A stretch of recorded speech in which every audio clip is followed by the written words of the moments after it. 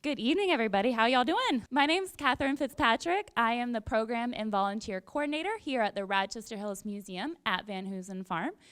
Those are the newsletters and the postcards that you saw on your seats. We're celebrating our 200th anniversary this year, so we've got some extra programs. We're kind of have a 200 Pioneer donation campaign that we're doing as well. And we have a brand new Halloween event just for adults, so that's kind of our table themed over here. We're hosting a fundraiser masquerade for the evening. So those are my shameless plugs for the museum tonight, but we'll put those aside. It's my honor to introduce to you this evening Tiffany, the president of the Rochester Avon Historical Society. It's a wonderful partnership that we have here, and I will hand it off so she can tell you about our presenter.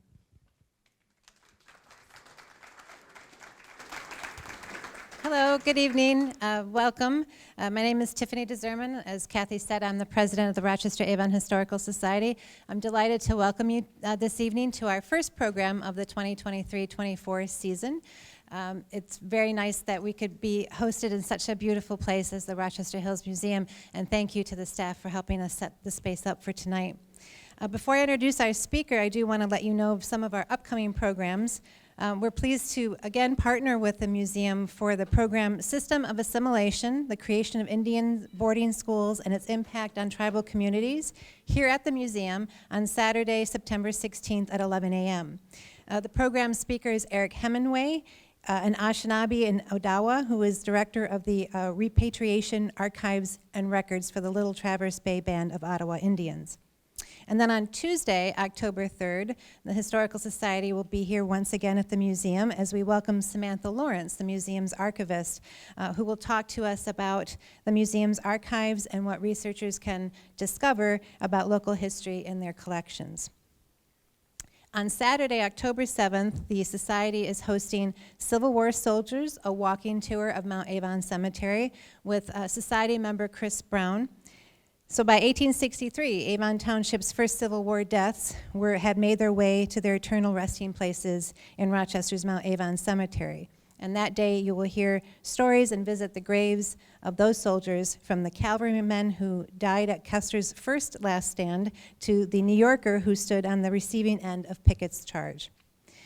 You can learn more about these programs and all of our upcoming events and register for those on our website at rochesteravonhistoricalsociety.org. And if you're not already a member of the Society, we encourage you to do so. You can join online or feel free to come see me to learn more about what we do after the program. So tonight, we bring you Life on the Dodge Road, a history of Avon Township's Adams Road neighborhood, with Deborah Larsen, our research committee chair and local history expert. So help me welcome Deborah Larsen.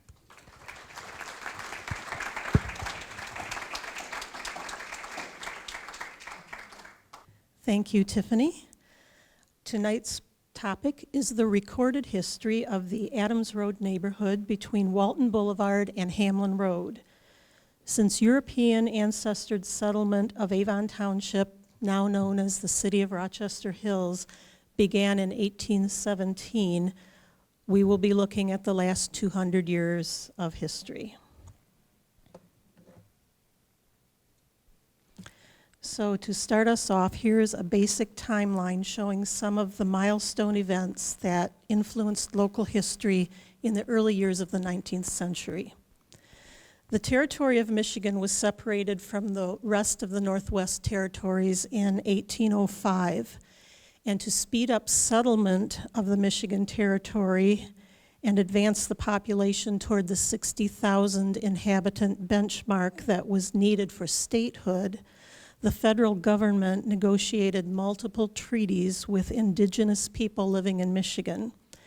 The area that would become Oakland County was affected by the 1807 Treaty of Detroit, in which the Ottawa, Ojibwe, Wyandot, and Potawatomi peoples ceded most of the land that is now southeastern Lower Michigan.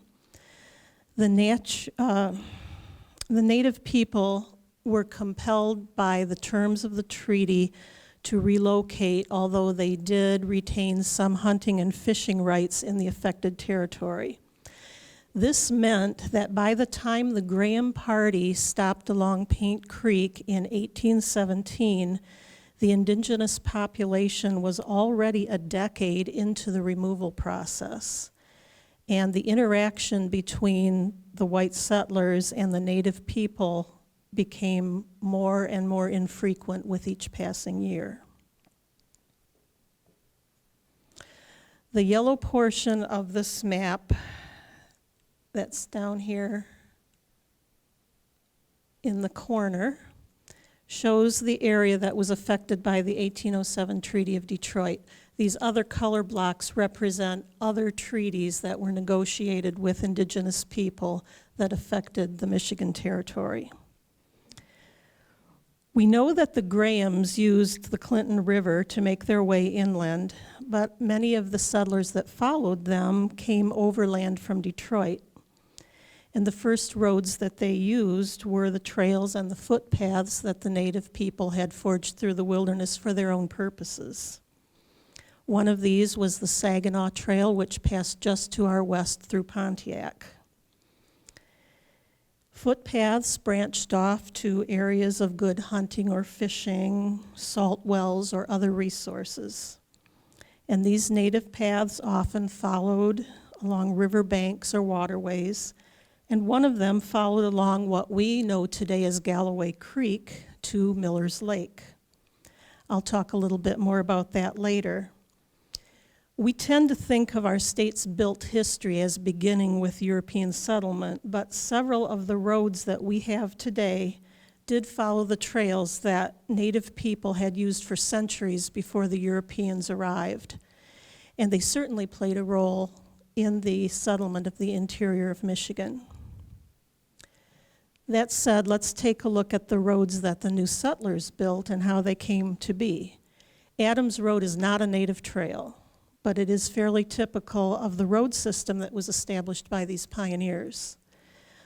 When the Michigan Territory was surveyed, it was laid out in a system of townships that are generally a 6x6 grid, or 36 square miles, unless the township abutted a river or a lake. There's an example of an early survey of Avon Township, and you can see the grid. The square mile sections of the township comprised 640 acres, and they were further subdivided into quarter sections of 160 acres. When the first settlers purchased this land from the federal government, it was not unusual for them to buy a quarter section at a time at a minimum, or maybe even a full section. The grid-like layout of these early land purchases meant that the first engineered roads in the township followed the section lines, and that's why we have so many north, south, and east-west roads that are straight runs across the township. And if you look at a modern map of our city with these section lines drawn over it, you'll see that DeQuinder, John R., Rochester, Livernois, Crooks, and Adams all run on the section lines, and so do Dutton, Tinkin, Walton, Avon, Hamlin, and Auburn. So how did Adams Road get its name? It got it in the same way that most of our early roads did during the pioneer era. The roads were referenced according to where they came from or where they led. Walton, for example, in the early years was called the Rochester-Pontiac Road for obvious reasons. But later on, Pontiac Township people started calling it Walton because it led past Hiram Walton's farm at the corner of Walton and Updike. Hamlin Road led past the substantial farm of John F. Hamlin. And Adams Road was so named by the people of southern Troy because it ran past the showplace farm of their pioneer settler, Seymour Adams. And this is what we know about our road's namesake, Seymour Adams. Many of our Oakland County pioneers were in the prime of their adulthood and physically capable of taking on the settlement of what was mostly unbroken wilderness. Seymour Adams was in his 30s when he came to Oakland County from New York State. And like his peers, he was born just after the end of the Revolutionary War. meaning that his generation comprised the sons of the men who had fought that war. Seymour's father, Jonathan Adams, had served in the Connecticut militia during the Revolution. Seymour migrated from Chautauqua County, New York, to Oakland County in 1823, so 200 years ago exactly. Seymour bought a quarter section in the southwest corner of Troy Township, directly adjacent to what would later become the city of Birmingham. He established Shadyside Farm, brought up his children, and eventually built a very nice house, which still stands today on the east side of Adams, just south of Derby Middle School. And that picture was just taken a few weeks ago. And on the left, you'll see a copy of Seymour Adams' land patent, which was granted during the administration of President James Monroe. So now let me introduce you to some of the early settlers of sections 17, 18, 19, and 20 in Avon Township. Those are the sections that abut Adams Road between Walton and Hamlin. Beginning in 1820, settlers coming into the territory of Michigan could buy land for $1.25 an acre. The rules were that you had to buy at least 80 acres and you had to pay cash. They received what was called a land patent, and that is an example of one right there that was issued to Seymour Adams. It's basically a deed conveying the land from the U.S. government to the private citizen. I have two maps to show you here. The one on the left is a compiled map that shows the various land patents that were issued along what is now Adams Road. This is Adams right here, and then I've written in for you for reference Walton, Avon, and Hamlin.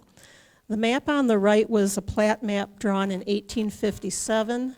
This is Adams Road, and then you have Walton, Avon, Hamlin, and the Clinton River. If you look at a comparison between the two, you'll note that some of the land remains in the same family, but much of it doesn't 30 years after the original land grants were given out.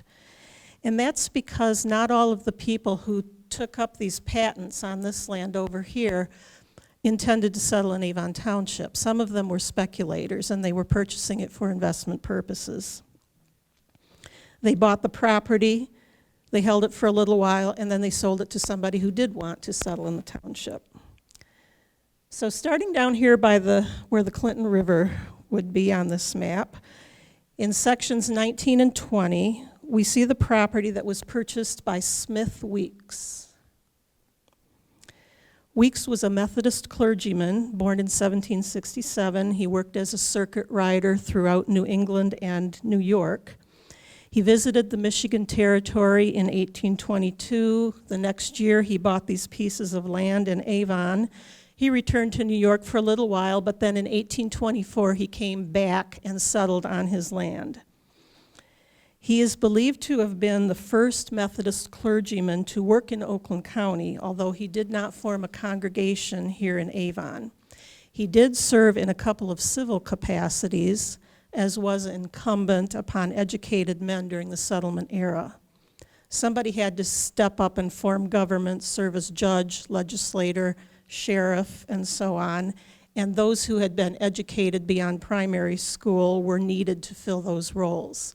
So Smith Weeks held the position of Oakland County probate judge in 1827. He died in 1829, and he was buried in the Graham family cemetery on section 29.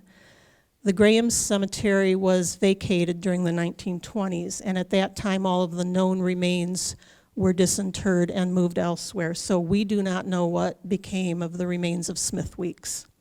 However, one of the lasting legacies of Smith Weeks is that an area along Adams Road is named for him, and the name is still in use today, 200 years later. Weeks settled here on this high rise of ground coming up from the Clinton River. We've all driven that long hill in the wintertime and know what it's like. That was his home.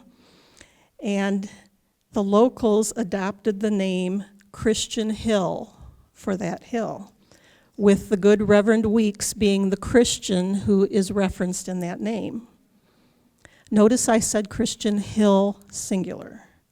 When the subdivision on the corner of Adams and Avon was built in the 50s, the developers adopted the local name, but they made it Christian Hills with an S.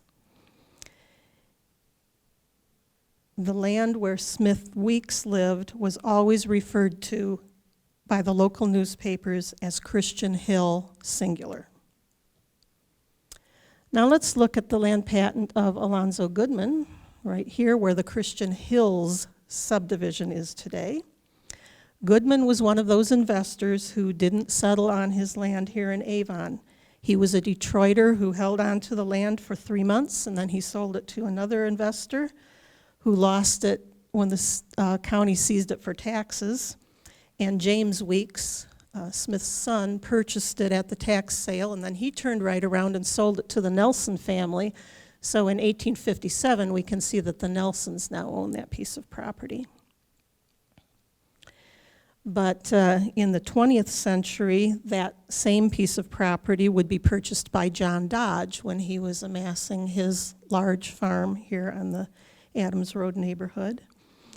And John Dodge, of course, died, and the property passed to his widow, Matilda, who later became Matilda Wilson.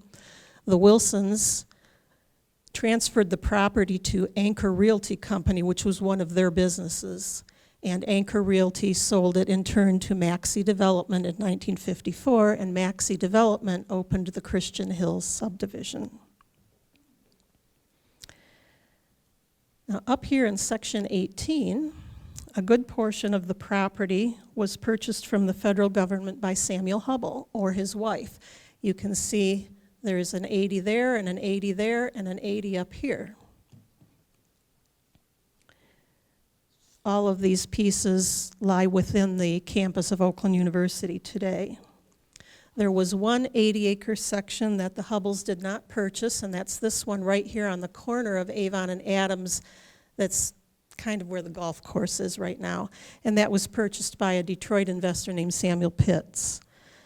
He owned the property for only 5 months before selling it to another Detroiter, and that man held on to it for a little while before he sold it to Samuel Hubble. But Hubble had to pay $2.50 an acre to get that last 80 to make his big L-shaped farm here. So the investors had a 100% return on investment in just a couple of years. And where Hubble had paid $1.25 an acre for this piece, and this piece, he had to pay double the amount to get that last 80. But now he had a farm of 320 acres, which was substantial. And according to the census records, he had some farm laborers living on the property to help him farm it. Hubble and his wife Nancy had 2 sons to help them on their farm. They were both born on the Avon Township farm. The first was named Clark Payne Hubble. He moved to San Francisco when he became an adult. He made a lot of money in the import business, and he died out in California in 1882. His brother, J. Abel Hubble, worked on the family farm in Avon until he was 18. He furthers his education at the Rochester Academy and the Romeo Academy, and then the University of Michigan. After graduating from U of M in 1853, he was admitted to the Michigan bar, and he went off to the Upper Peninsula to practice law.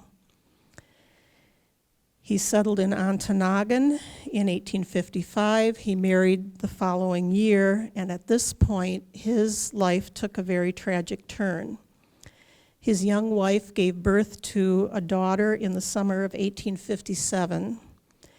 And when the baby was only a month old, Hubble's wife had a complete mental breakdown. She was convinced that she and the baby would be a burden to Hubble, so she poisoned herself and her daughter. The baby died immediately, but when Mrs. Hubble did not succumb to the poison, she slit her wrists and her neck with a razor and subsequently died. J. Hubble buried his young wife and baby there and moved out of Ontonagon, and who could blame him? He moved over to Houghton in the Upper Peninsula, where he eventually remarried and had a family, but began there a long career in state and national politics.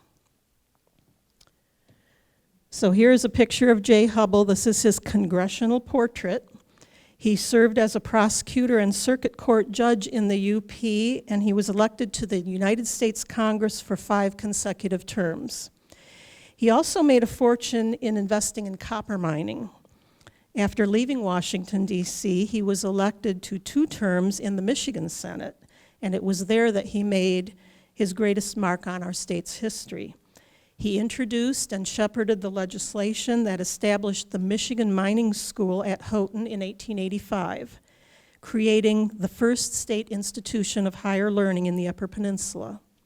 2 years later, Hubble donated a portion of his personal real estate to Houghton, to the school, to create its first campus in Houghton. Architect John Scott, later of Rochester, but at that time living in Detroit, drew the plans for the first campus buildings at the Michigan Mining School. The school has since changed names, and we know it today as Michigan Technological University. Because of Hubble's central role in the founding of the school and his generosity in offering his own land for its campus, he is known as the father of Michigan Tech. So it is true, although not many people are aware of the fact, that Matilda Dodge Wilson was not the first resident of Meadow Brook Farm to donate land for the creation of a state university campus. Her predecessor on that land, J. Hubble, did it 70 years before she did. While Hubble was living in the UP or in Washington, D.C., he maintained ownership of the family farm in Avon Township that he had inherited upon the deaths of his father and his stepmother. The local newspapers commented when Hubble occasionally visited the old homestead to check up on the farm superintendent, Joseph Tolles, who lived on the farm and ran it on Hubble's behalf. There was an interesting incident involving Tolles on the Hubble Farm that happened in 1881. At this particular time, J. Hubble was serving in the U.S. Congress, and Joseph Tolles was on the Hubble Farm running it. A newspaper account in late 1881 reports that Tolles found the house on fire and that it had been ignited from the adjacent woodshed being doused in kerosene. The newspaper went on to note that this was actually the 5th time in recent weeks that somebody had tried to set the house on fire. The first 4 attempts had been squashed before they got anywhere, but the 5th one was successful and the house burned down. So the question was, who was making such a dogged effort to burn this house down and why? According to the newspapers, Tolles had not an enemy in the world and was very well respected in the community. So the working hypothesis became that since it was well known that the farm was owned by J. Hubble, and given that Hubble was a very outspoken and polarizing figure in Congress, the unknown firebug was probably somebody who had a political grudge against Hubble. In any case, the insurance company paid for the loss of the house, so the farmhouse that we know on the property today most likely dates from the spring of 1882, after the fire, the first opportunity they would have had to rebuild. As I mentioned, Hubble had made a fortune in copper mining, but he lost that fortune when he invested in a mine in New Mexico that failed in the mid-1880s. He took a huge financial hit from this, and that may have contributed to his desire to divest himself of the family farm in Avon Township in 1896. Or perhaps it was the fact that by this time he was getting to be in his 70s and traveling to Rochester from the Upper Peninsula was probably not as appealing as it once was. In any case, he did offer the farm for sale through a Detroit agent, and in the summer of 1896, a Detroiter named James Luther Higgins purchased it. I'll pick up the story of Higgins and what he did with the Hubble Farm a little bit later. But for now, let's pause that story and look at the other Adams Road landowners. Jacob Miller purchased the property from Amos Brown in Section 17 in 1845. Miller was born in 1794 in Lower Mount Bethel Township, Northampton County, Pennsylvania. That particular township in Pennsylvania was the former home of a significant number of Rochester settlers who came to the area before the Civil War. Miller owned a large portion of Section 17, including the area surrounding what appears to be the only naturally occurring lake in the township, which we now call Miller's Lake. The lake is referenced with Jacob Miller's name on most of the historical maps and in most newspaper accounts. But for a time after Miller's death, that property was owned by Charles Renshaw, and the Rochester era began calling that body of water Renshaw's Lake. The name didn't take, it didn't stick. Everybody still called it Miller's Lake, and to this day, even on modern maps, it says Miller's Lake. On this slide, I've included a little curiosity from the winter of 1902. Miller's Lake was a local resource. It was used by all of the farmers along Adams Road to cut ice for their ice houses. And this news item from the Pontiac Press documents a time in the winter of 1902 when the farmers became concerned because the lake water had turned red, and they did not know why. According to the story, some people took the red color to mean that the end of the world was imminent. We don't know if this was algae or what was happening there. They never did say what turned the lake red. The farm on the northwest corner of Section 17, where Adams and Walton meet and where the gas station with the Tim Hortons is today, started out in the hands of Needham Hemingway. But Hemingway was concerned with his mill up in Oakland Township, which stood where the former Paint Creek cider mill is today. And he had other concerns, so he sold this piece of property in Section 17 to another settler, William Hankinson. And Hankinson, in turn, sold it to John Ross. John Ross was another of the group from Northampton County, Pennsylvania. And he was a carpenter and contractor by trade. John Ross built, among other things, the former Avon Township Hall that is now the Paint Creek Center for the Arts. He built the Rochester Elevator, which was recently demolished. He built the Dr. Dietz house on the corner of Pine and University where the Cheese Lady shop is now. And he built the Universalist Church on Walnut Street, which has recently become the St. 1881 cocktail bar. But this property at Walton and Adams was John Ross's farm and residence. The property passed around through several Ross family members and ended up with John's son, David H. Ross. And David Ross eventually sold it to John Dodge in 1914. But before we move on to the 20th century history along Adams, I'd like to mention the school districts that served the area. The general school law that was passed for the territory in 1829 required that the townships elect school commissioners and then divide up their townships into rural school districts by population. So here's what the school district map in the Adams Road area looked like. This is Adams, this is Walton, this is Avon, this is Hamlin, here's the Clinton River. The neighborhood was served by 2 districts, and so from Avon Road north was Avon Township School District number 8, which was also known as the Hubble School District. The school building, where this arrow is, was on the southeast corner of what is now Walton and Adams, where the gas station is. It was used as a school until the Hubble District decided to consolidate with Rochester in 1948. The Hubble District ran south to Avon Road, so it's all the yellow area there. From Avon Road south to halfway between Hamlin and Auburn, Avon School District number 9 served the students. In the late 19th century, the district was referred to locally as the Fox District because the schoolhouse stood opposite the Peter Fox Farm. You can see the arrow pointing to it there. It was on the east side of Adams, just slightly south of Butler, so right about where University Presbyterian Church is today. But it later moved across the road to the corner of Butler and Adams, just opposite. By 1900, newspapers referred to this as the Christian Hill School District.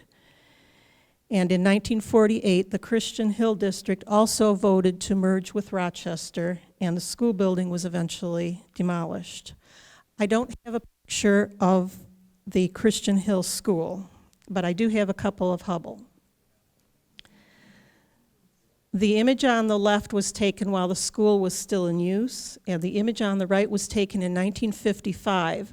And at this point, the Spring Hill subdivision was up for sale, and Howard Keating, a real estate man, had his office in here. So if you wanted to buy a lot in Spring Hill, you went to the old Hubble Schoolhouse to see Mr. Keating. Another topic that I'd like to revisit before we move on to the 20th century history is the tenure of Native people on the land.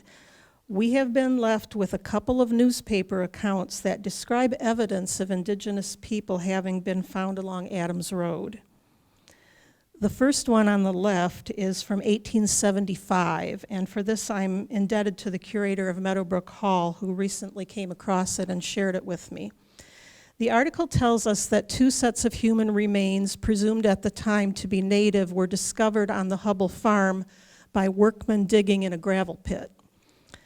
A second newspaper item dates from 1899, and it tells us how David H. Ross found a bushel of artifacts on his property, which would be the land surrounding the cottages and Miller's Lake on the east side of Adams. But the clip on the left from 1875 says in part, last Tuesday while excavating in a gravel pit on the farm of Mr. J.G. Tolles, some workmen came across 2 human skeletons lying side by side at a depth of about 3 feet from the surface of the ground.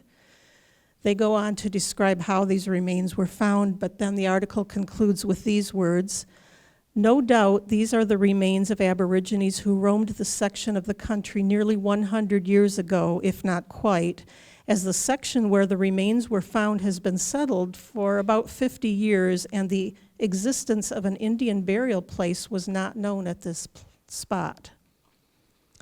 So that's very intriguing. And on the right, we have Mr. Ross telling about all the artifacts that he's picked up on his farm and mentioning that in early days an Indian trail ran through the farm and that the native people were in the habit of camping near Renshaw's Lake. Okay. Now let's turn our attention back to the Meadow Brook farm history and the Hubbles.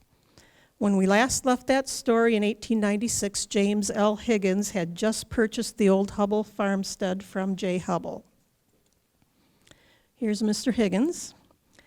He went right to work turning the farm into a show place and a respected stock farm.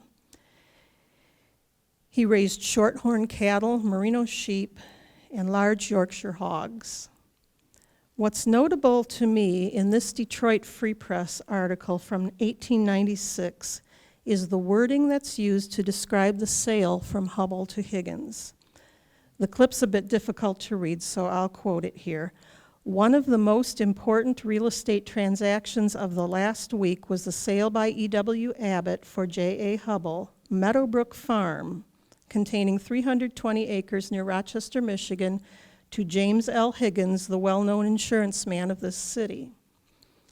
The article says that Hubble has sold Meadow Brook Farm to Higgins, meaning that the name Meadow Brook was in use during the Hubble ownership.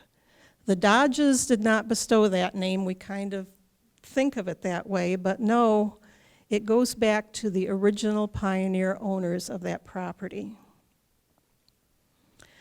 Newspaper accounts say that Higgins overhauled the farmhouse on the property, and an 1897 publication called Beautiful Rochester featured a photo of the Higgins farmhouse.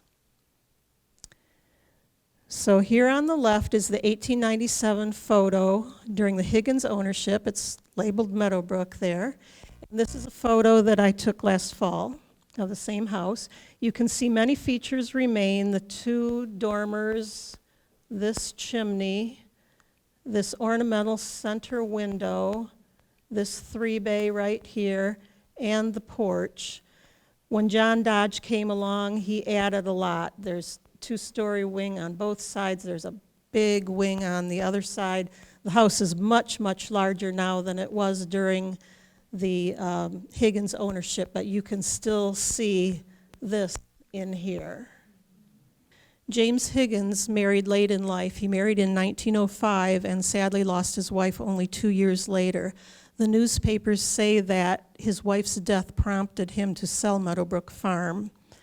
And in April of 1908, he sold it to John Dodge. Dodge had married his third wife, the former Matilda Rausch, in 1907. The Dodge Motor Car Company was ascendant at the time, and John and Horace Dodge were busy making a name for themselves. The brothers lived in Detroit, but John Dodge wanted a country getaway where he and his brother could drink and ride and hunt and play golf. So Dodge paid Higgins $50,000 for the 320 acres of Meadow Brook Farm and the stock, which was valued at roughly $10,000. Because John and Matilda were living at Detroit and not at Meadow Brook, they installed Matilda's parents, George and Margreta Rausch, as the farm superintendents at Meadow Brook. George Rausch died in 1914, and Matilda's sister Amelia moved to the farm to keep her mother company and to keep the books. The Dodges needed a new farm superintendent, and they hired someone who brought some drama to the party. Their new manager was a Polish immigrant named John Farfocki. Now, Farfocki was close in age to Amelia, and so they began a romance. Dodge family historians say that Matilda opposed the match, apparently thinking that Farfocki was not good enough for her sister. In 1925, Farfocki appeared in Oakland County Circuit Court to legally change his name to John F. Klein.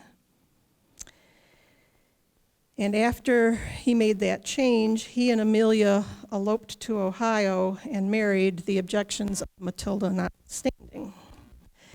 At that point, a rift opened up between the two sisters, and Amelia and her husband were no longer welcome at Meadow Brook. But by the time all of this business with the elopement transpired, John Dodge had died, Matilda had remarried, the Wilsons were building Meadow Brook Hall and living on the farm permanently. While John Dodge owned the property, he made several improvements, some of which we can still see in the landscape today. The farmhouse was enlarged, as we already discovered, and he added amenities like a private golf course with a commodious clubhouse building that had an indoor pool in the lower level. The clubhouse is still standing today. That's in the upper left of this slide, a recent photo. And many of the other features that used natural stone are still visible in the immediate area of the farmhouse. The upper right is, I think they use that as a storage building for the golf course now. It's built into the side of the hill, and you probably can't see it very well, but the initials JFD are right there in the middle. The bottom two slides show the stone retaining wall that we're all familiar with along Adams Road. This is Adams looking north, and so is this, but the picture on the right that was taken last fall is several hundred feet south of where this one is.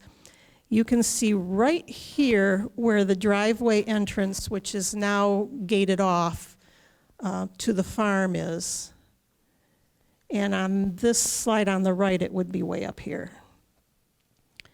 The photo on the left is probably from 1919 or 1920 because it appeared in the 1920 Road Commission annual report for Oakland County as an example of the beautiful roads that were available in Oakland County.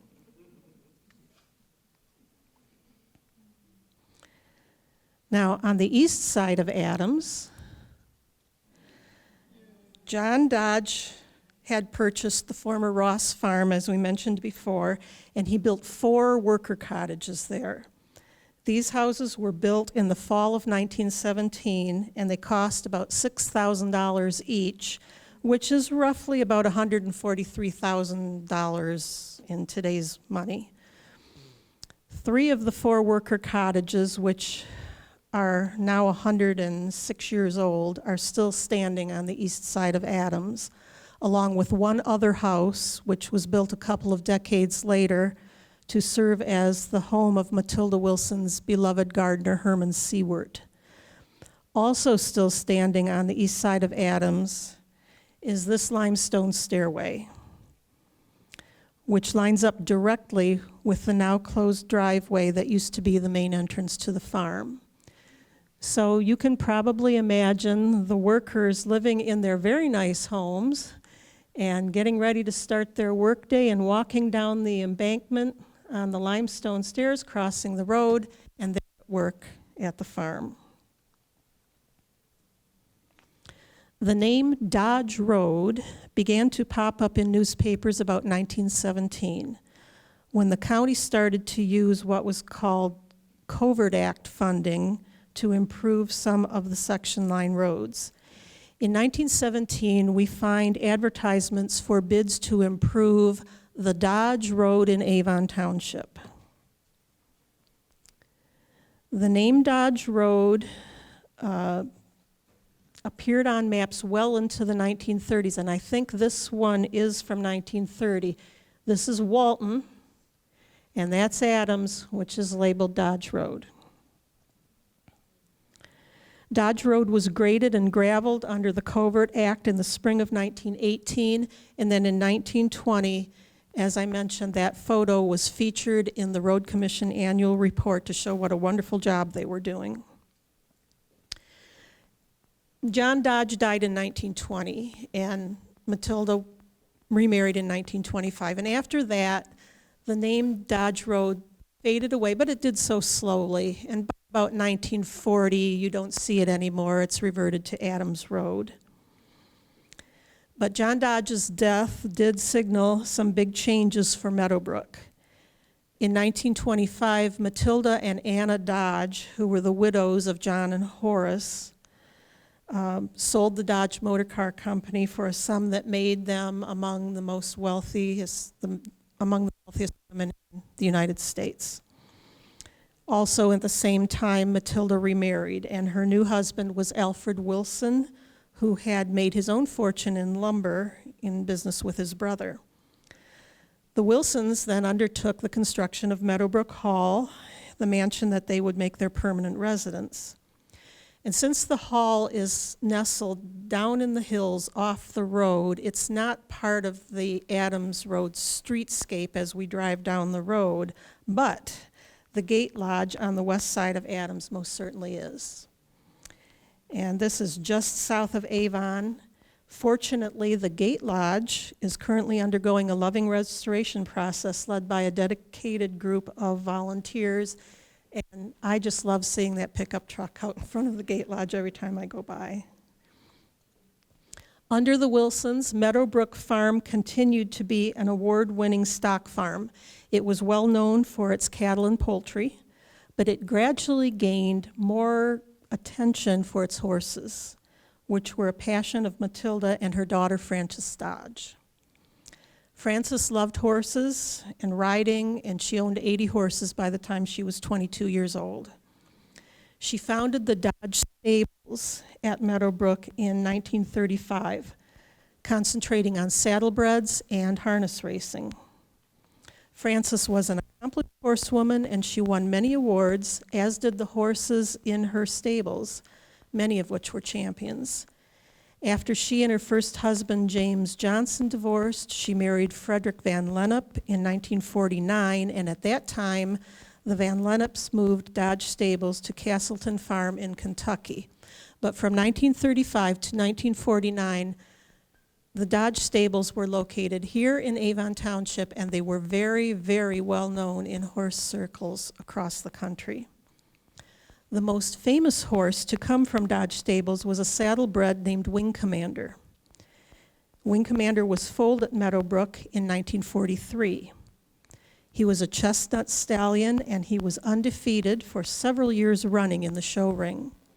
In his 9-year career at competition, he won 227 awards, and among those were 6 World Grand Championships.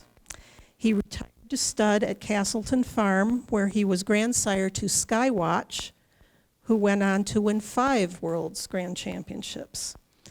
Wing Commander is so famous in the world of saddle horses that the American Saddlebred Museum in Lexington, Kentucky, had its post address changed to honor this horse. So if you visit the museum down in Kentucky, you will notice that it stands on a road named Wing Commander Way.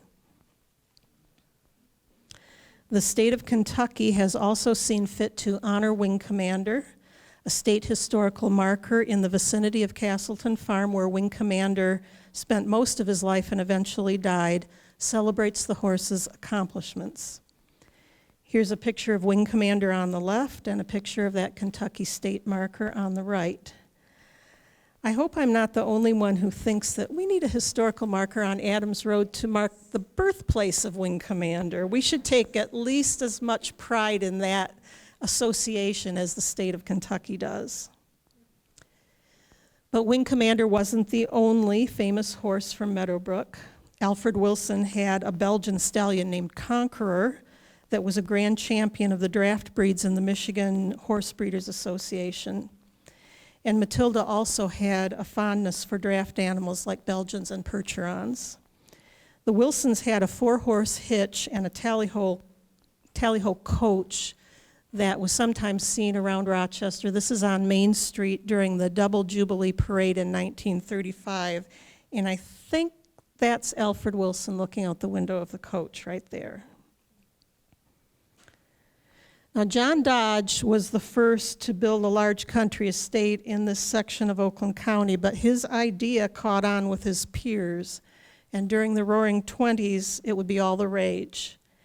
After the Dodges purchased Meadow Brook, the 80-acre parcel near the southeast corner of Adams and Hamlin, originally part of Smith Weeks property, and now the location of the Pheasant Ring and Clinton Valley subdivisions, was purchased by Alfred Lucking, who announced his intention to build a country manor house there. That name may sound familiar if we have any auto industry history buffs in the room. Alfred Lucking was at the time the chief legal counsel for Ford Motor Company. And although he announced his plans to build a grand house there in 1916 on his land along Adams Road, he never did so. Maybe he didn't care for his Dodge neighbors, I don't know. But others did follow through with their plans. Fred Shinnick built Haven in 1926. Lawrence Buell established his country home at what is now Addison Oaks in 1927. The Scripps Mansion was built in Orion Township in 1927. And also in 1927, Wesson Seaburn, who was married to John Dodge's daughter Winifred, and was therefore Matilda Wilson's stepson-in-law, built his country estate, which he called Winburndale, on Squirrel Road, abutting the Meadow Brook property on its western border. So today, the surviving buildings of the Winburndale estate comprise the Auburn Hills City campus, just across the road from the west main entrance to OU. But after the Wilsons built Meadow Brook Hall between 1926 and 1929, Alfred Wilson's brother and business partner, Donald Wilson, decided that he was going to build his own country estate along Adams Road. He picked a location on the east side of Adams, just south of Avon, and he hired Detroit architect J. Ivan Dice to build the residence for him. The Donald Wilson home was called Lawn Ridge Hall, in a nod to Mrs. Wilson's childhood home in Illinois. The Donald Wilsons lived at Lawn Ridge off and on until 1935, and then they sold the property to Matilda and they moved out of state. Some biographers say that after Matilda's son Danny Dodge was engaged to be married in 1937, Matilda planned to give this house to the newlywed couple. Matilda was keeping her children close by. Frances was married in the summer of 1938, and she and her husband were living in the old Dodge farmhouse, where she was not only close to Mama, but she was close to the Dodge stables business that she was running there. And by giving this property to Danny, she was keeping both of her children within shouting distance of Meadow Brook Hall. But unfortunately, Daniel Dodge to go and play with dynamite on his honeymoon trip to northern Michigan and died en route to the hospital by boat. So the family legacy at Lawn Ridge Hall was not to be. The Wilsons held on to it for a little while, and they eventually sold it to Charles and Ann Burgess, who lived in it for a little while. But in 1957, the Burgesses sold Lawn Ridge to the Presbyterian Church, which was moved to establish a congregation in Avon after the Wilsons announced their intention to donate their land for university purposes that same year.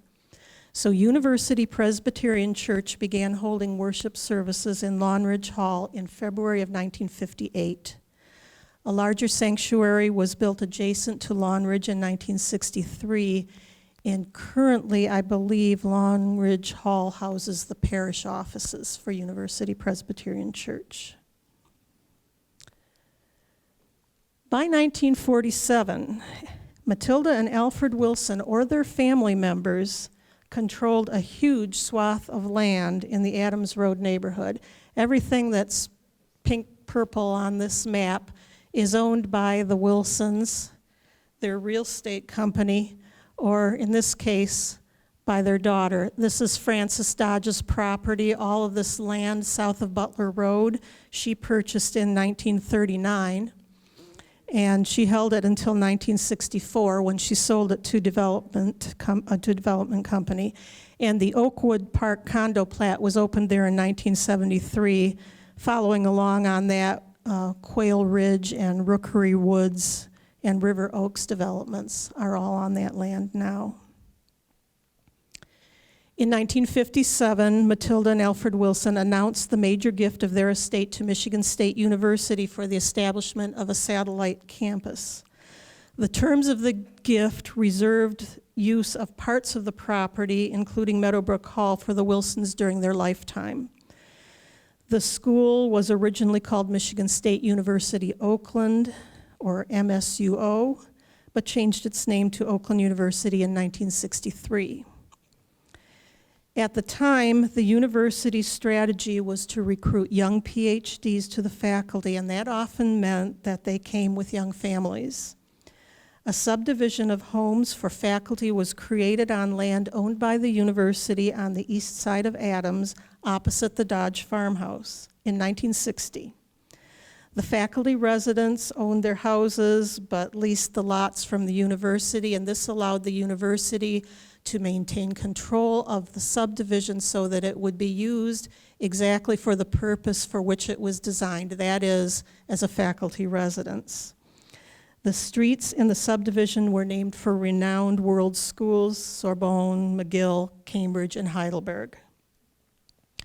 The other housing development that was immediately adjacent to Meadow Brook and the new university was Spring Hill. That was platted just a couple of years before the Wilsons made their gift to MSU. 176 acres of the former Ross Farm property was platted, and the home sites were offered for sale beginning in September 1955.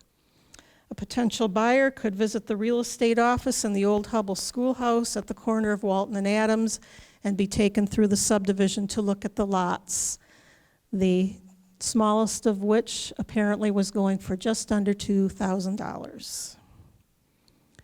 At the very same time that Spring Hill began offering lots for sale, Maxey Development was showing off 4 model homes in the Christian Hills subdivision.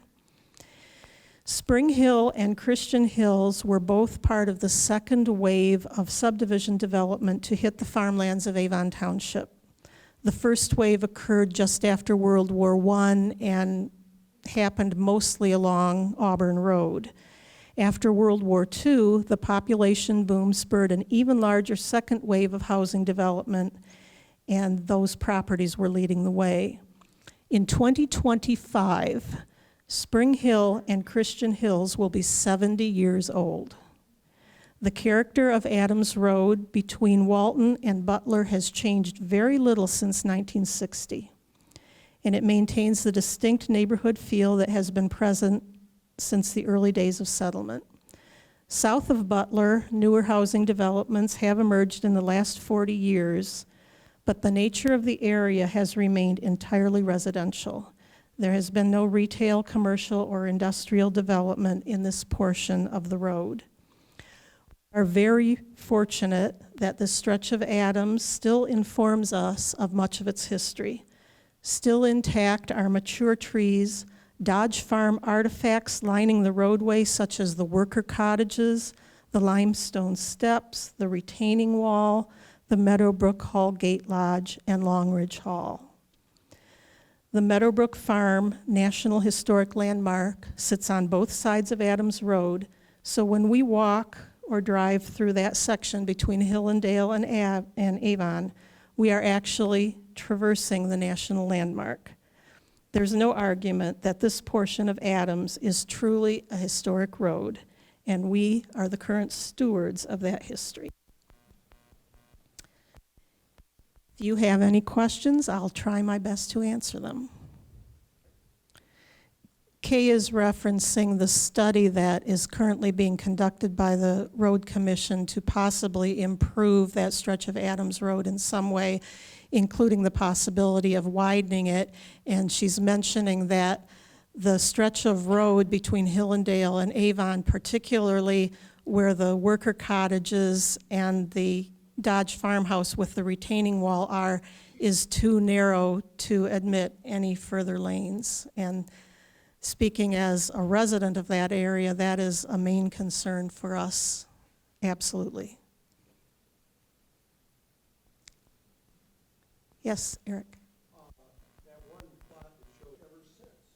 So for those of you who didn't hear that, Eric has a long connection to a section of land that was showing on the plat map that was the Arnett Farm. And they had a peach farm there. It's called Old Peach. And he's explaining how we got the road name Old Perch because somebody made a sign incorrectly when it was supposed to be Old Peach. Well, thank you very much for your attention. I hope you enjoyed it.